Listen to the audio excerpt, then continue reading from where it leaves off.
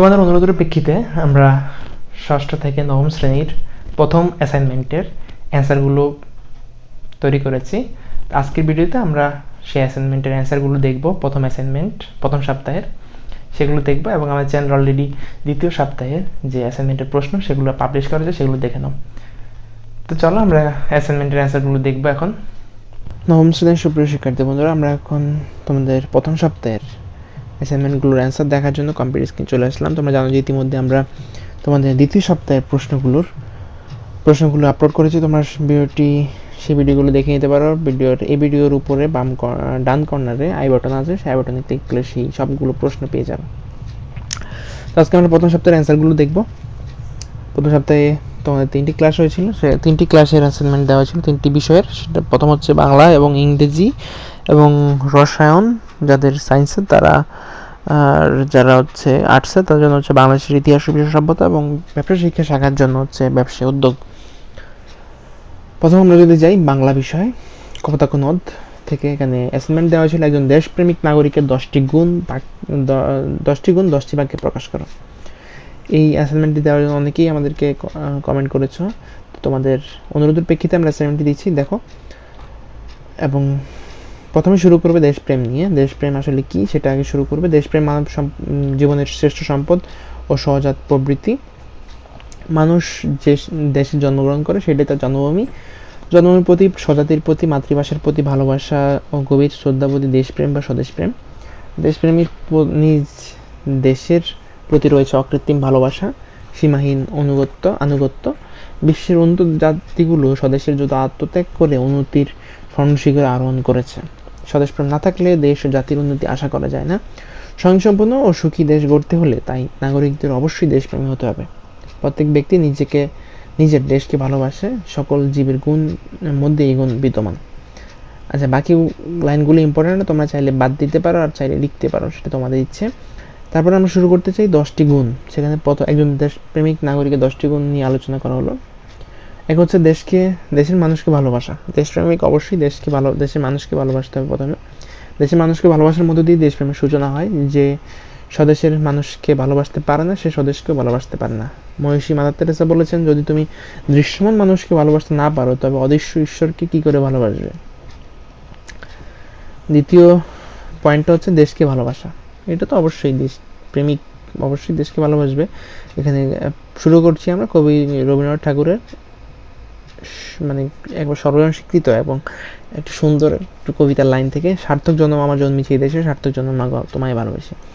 দেশকে ভালোবাসা প্রকৃত দেশপ্রেমিকের মহৎ একটি গুণ। কথায় নয় কাজের মাধ্যমে বোঝাতে হবে দেশকে ভালোবাসি। একজন মা যেমন শত কষ্ট করে ছোট্ট শিশুকে বুকে আগলে রাখে, ঠিক তেমনি আমাদের উচিত দেশকে নিজের সন্তানের মতো করে আগলে রাখা। নবী করিম সাল্লাল্লাহু আলাইহি সাল্লাম দেশকে ভালোবেসে বলেছেন, হে মাতৃভূমি, তোমার লোকেরা যদি আমার বিরুদ্ধে ষড়যন্ত্র না করতো তবে আমি কখনোই তোমাকে ছেড়ে যেতাম না। তারপর আমরা 3 নম্বর পয়েন্টে চলে যাই, সেখানে দেশের উপকার করা। দেশপ্রেমিক অবশ্যই দেশের উপকার করবে। মূলত দেশপ্রেমের বহিঃপ্রকাশ দেশের উপকারে আসার মাধ্যমে প্রকাশ পায় জাতীয় জীবনের দুঃসময়ে মানুষের কর্মের মাধ্যমে। জনৈক মহিষী বলেছেন, স্বদেশের উপকারে নেই যার মন, কে বলে মানুষ তারে পশু সেজন। 4 হচ্ছে দেশের নিয়ম কানুন বা আইন মেনে চলা। এটা হচ্ছে নিয়ম কানুন এবং আইন মেনে চলা।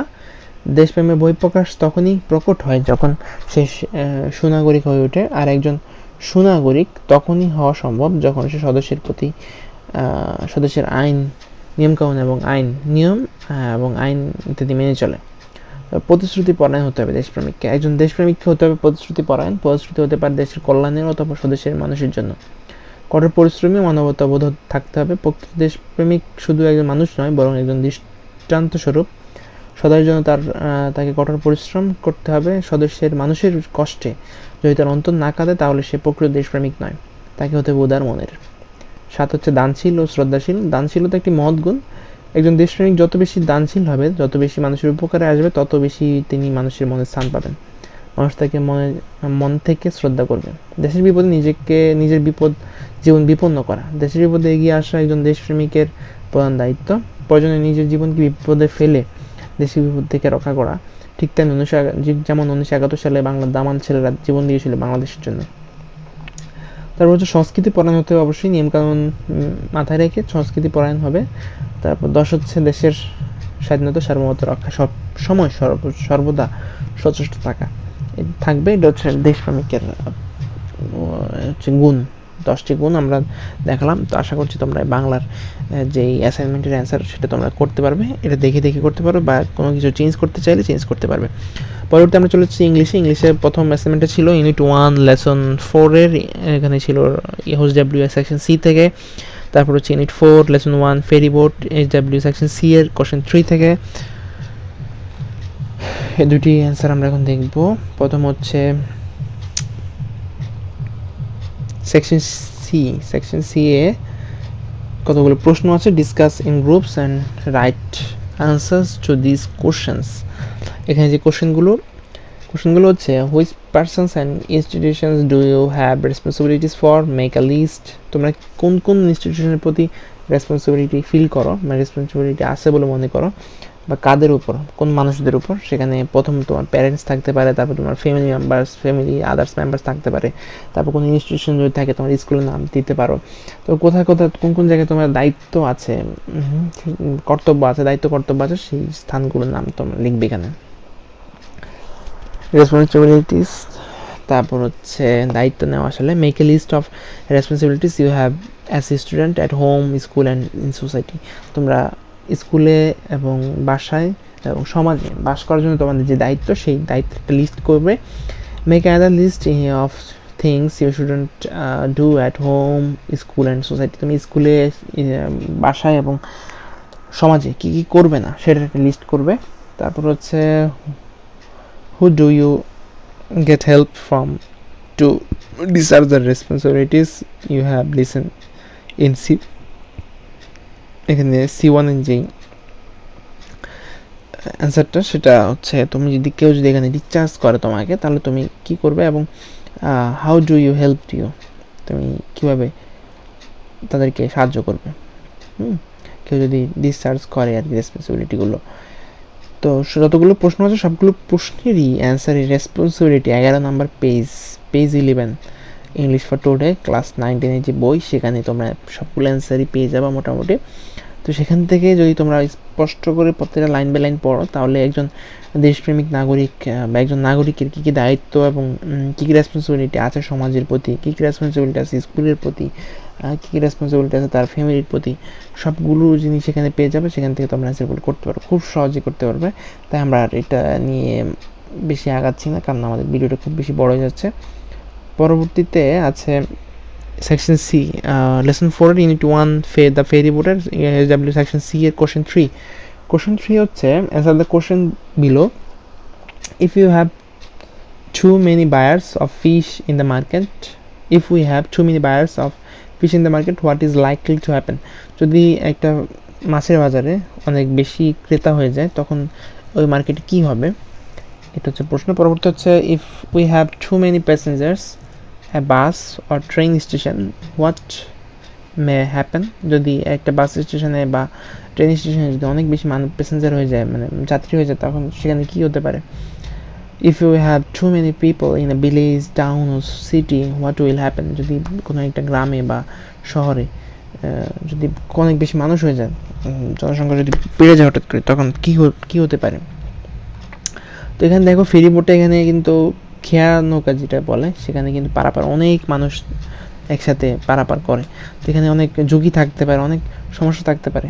তো সেম তোমরা অ্যান্সারগুলো করতে পারবে। আমার আশা করা যায় যখন একটা মাছের বাজার অনেক বেশি বায়ার্স থাকবে, তখন অবশ্যই মাছের দাম বেড়ে যাবে, সেটা তোমরা লিখবে। তারপর হচ্ছে যখন প্যাসেঞ্জার বেশি হয়ে যাবে, তখন বাসের সিট পাওয়া যাবে না, গাদাগাদি করে বসতে হবে, এসব জিনিসগুলো লিখবে। তারপর যদি এখন আরেকটা বিষয় অ্যাড করতে পারবে, স্বাস্থ্যবিধি মেনে চলা অসম্ভব হয়ে যাবে, একেবারেই কেউ স্বাস্থ্যবিধি মেনে চলতে পারবে না, কারণ একসাথে যখন এত মানুষ গাদাগাদি থাকবে, তখন স্বাস্থ্যবিধি মানার কোনো আর কি প্রয়াসই থাকবে না। If we have too many people in village, যদি একটা গ্রামে বা শহরে অনেক মানুষ হয়ে যায়, তখন তাদের যেই সামাজিক দূরত্ব বলা যায়, ডিস্টেন্স মেনটেন করতে বলা হবে, সেটা কিন্তু মেনটেন করতে পারবে না। জনসংখ্যার আধিক্য বেশি হয়ে যাবে, তখন এখানে কার্বন ডাইঅক্সাইডের পরিমাণ বেশি হয়ে যাবে এবং জীবন ধারণ ঝুঁকির মধ্যে পড়বে এবং পলিউশনের মাত্রা বেড়ে যাবে, সব কিছুই বিপরীত দিকে চলে যাবে। এই প্রশ্নগুলোর তিনটারই অ্যান্সার কিন্তু বিপরীত অ্যান্সার হবে। তো আশা করছি তোমরা বুঝতে পেরেছো। তারপরে আমরা চলে যাচ্ছি নবম শ্রেণীর পরবর্তী যেটা রসায়নে চলে যাচ্ছি আমরা। তো আশা করছি রসায়নের যে প্রশ্নটি সেখানে এটা আসলে একটি প্র্যাকটিক্যাল, হাতে কলমে কাজের মাধ্যমে খাদ্য, লবণ ও বালুর মিশ্রণ উপাদানসমূহ পৃথক করো। প্রথম হচ্ছে এই পরীক্ষণে, আচ্ছা আমরা প্রত্যেকটা প্রশ্নের অ্যান্সার এখন দেখবো। প্রথমে আগে এটা দেখো তোমরা। প্রথম প্রশ্নটা হচ্ছে এই পরীক্ষণে কোন পদ্ধতি ব্যবহার করা হয়েছে। প্রথম প্রশ্নের অ্যান্সার হচ্ছে এই পরীক্ষণে পরিস্রাবণ পদ্ধতি ব্যবহার করা হয়েছে। তোমরা যারা ভিডিওটি দেখছো, ভিডিওটি না টেনে সম্পূর্ণ দেখার জন্য বলছি, কারণ ভিডিওর প্রত্যেকটা পয়েন্টে আমরা গুরুত্বপূর্ণ কথা বলছি। তো প্রথম প্রশ্নের অ্যান্সার হচ্ছে পরিশ্রম পদ্ধতি ব্যবহার করেছে। দ্বিতীয় প্রশ্ন হচ্ছে কাজের ধারাবাহিক বর্ণনা। এখানে কাজের বর্ণনা দেওয়া আছে, তোমরা ভিডিও স্টপ করে দেখে নিতে পারো। আশা করছি তোমরা দেখতে পেরেছ। পরবর্তী প্রশ্ন হচ্ছে পরীক্ষণের উপর তোমার পর্যবেক্ষণ সিদ্ধান্ত ব্যাখ্যা করো। তার আগে বলে নিই, তোমাদের যারা ভিডিওটি এখন দেখছো, তোমাদের যেসব বন্ধুরা এখনও প্রথম অ্যাসাইনমেন্টের অ্যান্সারগুলো করতে পারেনি, তাদেরকে তোমরা সাহায্য করবে আশা করছি, এবং তাদেরকে বলবে যে তালুকদার একাডেমিতে তোমরা অ্যান্সারগুলো পেয়ে যাবা। আমাদের চ্যানেলে সবসময় প্রত্যেকটা অ্যাসাইনমেন্টের প্রশ্ন এবং অ্যান্সারগুলো দেওয়া থাকবে। আশা করছি তোমরা তোমাদের বন্ধুদের মাঝে শেয়ার করে দেবে, তাদেরকে সাহায্য করবে যারা এখনও অ্যান্সারগুলো করতে পারেনি।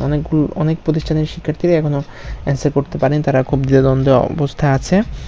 তো তাদেরকে সাহায্য করার দায়িত্ব তোমার উপরে বর্তায়।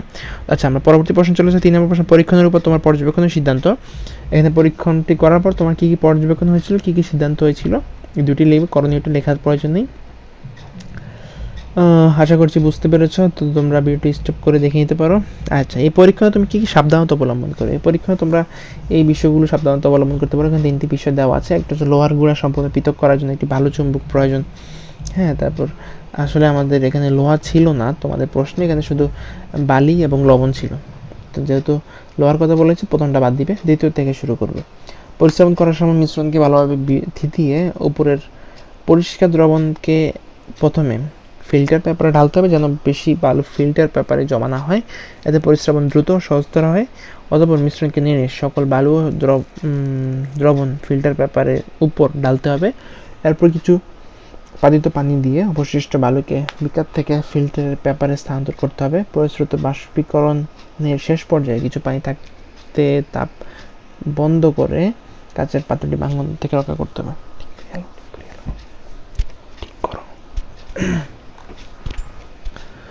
তারপরে আমরা চলে যাচ্ছি নবম শ্রেণীর বাংলাদেশের ইতিহাস ও বিশ্ব সভ্যতা। এটা হচ্ছে তোমাদের আর্টসে যারা পড়ো তাদের জন্য।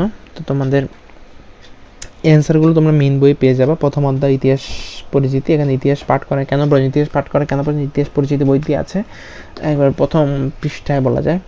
তারপর হচ্ছে প্রাচীন বিশ্বের উল্লেখযোগ্য সভ্যতাগুলো কী সভ্যতা রয়েছে এখানে, মিশর সভ্যতা, সিন্ধু সভ্যতা, গ্রিক ও রোম সভ্যতা, সভ্যতাগুলো তোমরা লিখবে, সভ্যতাগুলোর সংক্ষিপ্ত বর্ণনা দিতে পারো।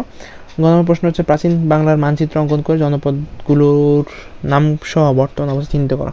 এখানে প্রাচীন বাংলার যে মানচিত্রটা তোমার বইতে আছে, সেই মানচিত্রটা অঙ্কন করবে। অঙ্কন করার পর সেখানে জনপদগুলো কোন জনপদ রয়েছে সেই জনপদগুলোর নাম সহ বর্তমান অবস্থান চিহ্নিত করে, বর্তমানে কোন অবস্থানে আছে সেটি চিহ্নিত করবে। আশা করছি তোমরা বুঝতে পেরেছো অ্যান্সারগুলো। তার পরবর্তীতে ব্যবসা শিক্ষার্থীদের জন্য যেই প্রশ্ন অ্যাসাইনমেন্টটি, সেটি হচ্ছে ব্যবসায়ের উৎপত্তি ও ক্রমবিকাশের ধারা চকে প্রদর্শন করা।